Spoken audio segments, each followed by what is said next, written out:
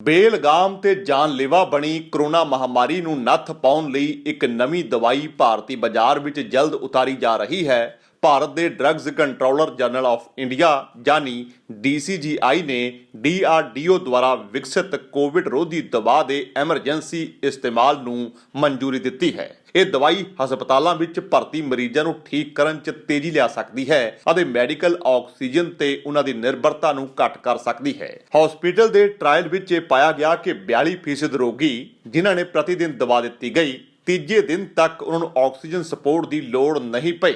ਮਾਨਕ ਉਪਚਾਰ ਦੇ ਤਹਿਤ 30% ਰੋਗੀਆਂ ਨੂੰ 3 ਦਿਨ ਤੱਕ ਆਕਸੀਜਨ ਸਪੋਰਟ ਦੀ ਲੋੜ ਨਹੀਂ ਰਹਿ ਜਾਂਦੀ ਹੈ। ਇਹ ਦਵਾਈ ਮੱਧਮ ਅਤੇ ਗੰਭੀਰ ਕੋਵਿਡ ਮਾਮਲਿਆਂ 'ਚ ਪ੍ਰਭਾਵੀ ਪਾਈ ਗਈ ਅਤੇ 65 ਸਾਲ ਤੋਂ ਉੱਪਰ ਦੇ ਲੋਕਾਂ 'ਚ ਵੀ ਚੰਗੀ ਤਰ੍ਹਾਂ ਨਾਲ ਕੰਮ ਕਰਦੀ ਹੈ। ਇਸ ਦੇ ਇੱਕ ਸਹਾਇਕ ਮੈਡੀਕਲ ਦੇ ਰੂਪ ਵਿੱਚ ਐਮਰਜੈਂਸੀ ਉਪਯੋਗ ਦੇ ਲਈ ਫਿਲਹਾਲ ਮਨਜ਼ੂਰੀ ਦਿੱਤੀ ਗਈ ਹੈ। ਕੇਂਦਰੀ ਮੰਤਰਾਲੇ ਵੱਲੋਂ ਸ਼ਨੀਵਾਰ ਨੂੰ ਦੱਸਿਆ ਗਿਆ ਕਿ ਮੂੰਹ ਦੇ ਜ਼ਰੀਏ ਲਈ ਜਾਣ ਵਾਲੀ ਇਸ ਦਵਾਈ ਨੂੰ ਕੋਰੋਨਾ ਵਾਇਰਸ ਦੇ ਮਾਧਿਅਮ ਨਾਲ ਗੰਭੀਰ ਲੱਛਣੀ ਮਰੀਜ਼ਾਂ ਦੇ ਇਲਾਜ ਵਿੱਚ ਇਸਤੇਮਾਲ ਕਰਨ ਦੀ ਇਜਾਜ਼ਤ ਦਿੱਤੀ ਗਈ ਹੈ। ਮੰਤਰਾਲੇ ਨੇ ਦੱਸਿਆ ਕਿ ਦਵਾਈ ਦੇ ਮੈਡੀਕਲ ਟ੍ਰਾਇਲ ਵਿੱਚ ਸਾਹਮਣੇ ਆਇਆ ਹੈ ਕਿ 2-ਡੀਆਕਸੀ ਡੀ ਗਲੂਕੋਜ਼ ਦਵਾ ਹਸਪਤਾਲ ਵਿੱਚ ਭਰਤੀ ਮਰੀਜ਼ਾਂ ਦੇ ਜਲਦ ਠੀਕ ਹੋਣ 'ਚ ਮਦਦ ਕਰਨ ਦੇ ਨਾਲ-ਨਾਲ ਵਾਧੂ ਆਕਸੀਜਨ ਦੀ ਨਿਰਭਰਤਾ ਨੂੰ ਵੀ ਘੱਟ ਕਰਦੀ ਹੈ। ਇਸ ਦਵਾਈ ਨੂੰ DRDO ਦੀ ਪ੍ਰਤਿਸ਼ਠਿਤ ਪ੍ਰਯੋਗਸ਼ਾਲਾ INMAS ਨੇ ਹੈਦਰਾਬਾਦ ਦੇ ਡਾਕਟਰ ਰੈਡੀ ਲੈਬੋਰੇਟਰੀ ਦੇ ਨਾਲ ਮਿਲ ਕੇ ਵਿਕਸਿਤ ਕੀਤਾ ਹੈ। ਮੰਤਰਾਲੇ ਨੇ ਦੱਸਿਆ ਕਿ ਇਹ 2DG ਦਵਾ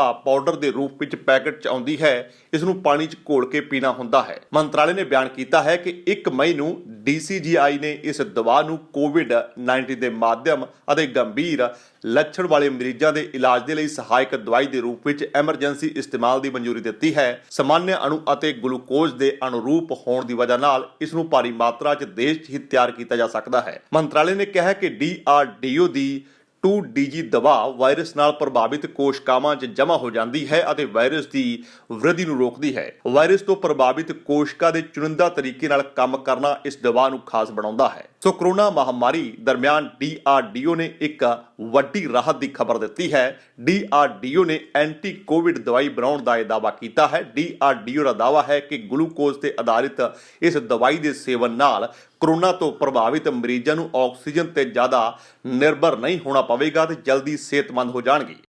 मैं doctor Sudhir Chandna INMAS DRDO से हमने पिछले अप्रैल 2020 में एक बहुत इम्पोर्टेंट काम शुरू किया था कोविड-19 के ड्रग के ऊपर। ये एक मॉलिक्यूल है 2-डीऑक्सी डी ग्लूकोज जिसको हमने टेस्ट करना शुरू किया था अप्रैल 2020 में और CCMB हैदराबाद में हमने पहला एक्सपेरिमेंट इसमें किया था जिसमें कि वायरस के ऊपर 2DG का इफेक्ट जिसको 2-डीऑक्सी डी ग्लूकोज भी कहते हैं इसका इफेक्ट हमने स्टडी किया था और उसमें हमें बहुत अच्छे रिजल्ट्स मिले थे। उसके बाद हमने ड्रग कंट्रोलर से इसके लिए प्रार्थना की थी कि हमें क्लिनिकल ट्रायल्स की इजाज़त दी जाए और क्लिनिकल ट्रायल्स हमारे शुरू हुए मई 2020 में और फेज़ 2 क्लिनिकल ट्रायल्स मई 2020 से लेकर के और अक्टूबर 2020 तक चले जिसमें कि बहुत अच्छे हमारे को इसके रिजल्ट्स मिले हैं जिसमें पेशेंट्स को कोविड-19 पेशेंट्स को ये ड्रग देने पे काफ़ी अच्छा फ़ायदा हो रहा है। और उसके बाद फेज़ 3 ट्रायल हमने शुरू किया जिसके बारे में मैं चाहूँगा मेरे जो साथी हैं डॉक्टर अनंत भट्ट वो आगे बताएं। मैं doctor Anant Narayan Bhatt scientist INMAS DRDO।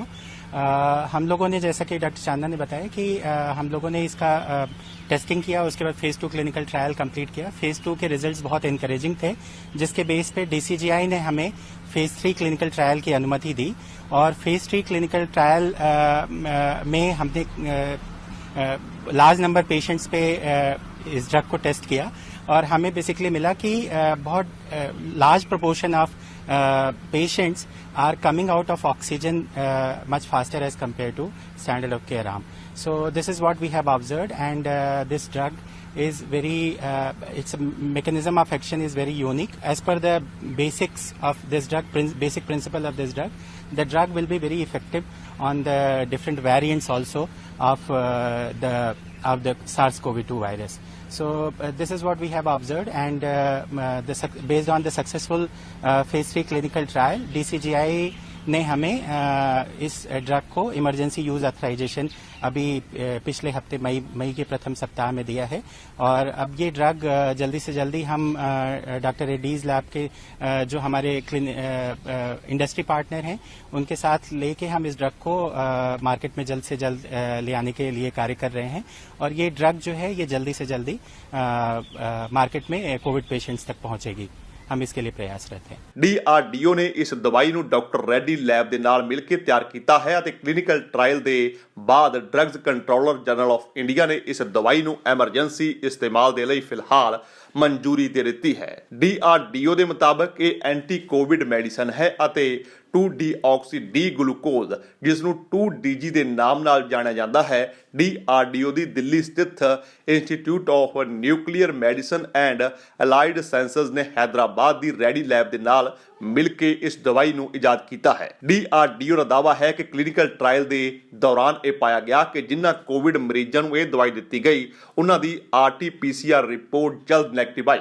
DRDO ਨੇ ਇਸ ਦਵਾਈ ਨੂੰ ਲੈ ਕੇ ਖੁਦ ਰੱਖਿਆ ਮੰਤਰਾਲੇ ਨੇ ਅਧਿਕਾਰਿਕ ਤੌਰ ਤੇ ਜਾਣਕਾਰੀ ਦਿੰਦੇ ਹੋਏ ਦੱਸਿਆ ਕਿ ਇਹ ਇੱਕ ਜੈਨੇਟਿਕ ਮੈਲੀਕਿਊਲ ਅਤੇ ਗਲੂਕੋਜ਼ ਦਾ ਇੱਕ ਐਨਾਲੋਗ ਹੈ ਇਸ ਲਈ ਇਹ ਭਰਪੂਰ ਮਾਤਰਾ ਵਿੱਚ ਮਾਰਕੀਟ ਵਿੱਚ ਉਪਲਬਧ ਹੈ। ਰੱਖਿਆ ਮੰਤਰਾਲੇ ਦੇ ਮੁਤਾਬਕ ਪਿਛਲੇ ਸਾਲ ਯਾਨੀ ਅਪ੍ਰੈਲ 2020 ਤੋਂ ਇਸ ਦਵਾਈ ਤੇ ਕੰਮ ਚੱਲ ਰਿਹਾ ਸੀ ਕਿਉਂਕਿ ਪ੍ਰਧਾਨ ਮੰਤਰੀ ਮੋਦੀ ਨੇ ਪਿਛਲੇ ਸਾਲ ਹੀ DRDO ਨੂੰ ਯਾਨੀ defence research and development organisation ਨੂੰ ਕੋਰੋਨਾ ਦੇ ਖਿਲਾਫ ਲੜਨ ਦੇ ਲਈ ਤਿਆਰ ਰਹਿਣ ਦਾ ਹੁਕਮ ਦਿੱਤਾ ਸੀ। ਉਸ ਤੋਂ ਬਾਅਦ DRDO ਨੇ ਖੁਦ ਇਸ 2DG ਦਵਾਈ ਦਾ ਥੈਰੇਪਿਊਟਿਕ ਇਸਤੇਮਾਲ ਕੀਤਾ ਅਤੇ ਲੈਬ ਵਿੱਚ ਇਸ ਨਤੀਜਿਆਂ ਤੇ ਤਸੱਲੀ ਜ਼ਾਹਰ ਕੀਤੀ ਗਈ ਹੈ। ਫਿਲਹਾਲ ਇਹ ਦਵਾਈ ਜਲਦ ਹੀ ਬਾਜ਼ਾਰ ਵਿੱਚ ਉਤਾਰ ਦਿੱਤੀ ਜਾਵੇਗੀ। ਕੋਰੋਨਾ ਦੀ ਦੂਜੀ ਲਹਿਰ ਦੇ ਦੌਰਾਨ ਜਦੋਂ ਮਰੀਜ਼ਾਂ ਨੂੰ ਆਕਸੀਜਨ ਦੀ ਬੇਹੱਦ ਲੋੜ ਹੈ ਅਜਿਹੇ ਵਿੱਚ ਇਸ ਦਵਾਈ ਨਾਲ ਆਕਸੀਜਨ ਤੇ ਨਿਰਭਰਤਾ ਬੇਹੱਦ ਘੱਟ ਹੋ ਜਾਵੇਗੀ।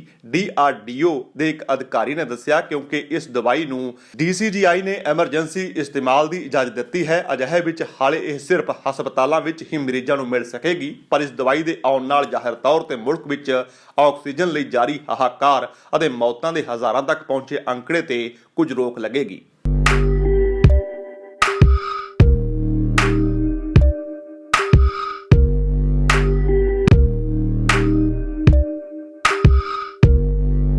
ਸਾਡੇ YouTube ਚੈਨਲ ਨੂੰ ਸਬਸਕ੍ਰਾਈਬ ਕਰੋ।